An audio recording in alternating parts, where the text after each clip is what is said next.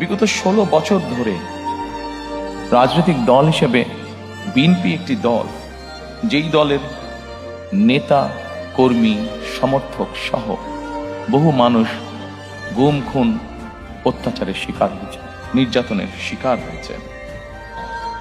অবশ্যই আমরা চাই না যে ঘটনার ভিতর দিয়ে, যে বিভীষিকার ভিতর দিয়ে বিএনপি গিয়েছে, সেই ঘটনার আবার পুনরাবৃত্তি বাংলাদেশে হোক। কারণ এই ঘটনার যদি পুনরাবৃত্তি হয় তাহলে কোনোভাবেই শান্তি প্রতিষ্ঠিত করা সম্ভব না। আমরা ক্ষতিগ্রস্ত হয়েছি, আমাদের নেতাকর্মীরা পঙ্গুত্ব বরণ করেছে, সহায় সম্পত্তি হারিয়েছে, কিন্তু প্রতিশোধ কখনো শান্তি এনে দিতে পারে না, প্রতিশোধ কখনোই ভালো কিছু এনে দিতে পারে না।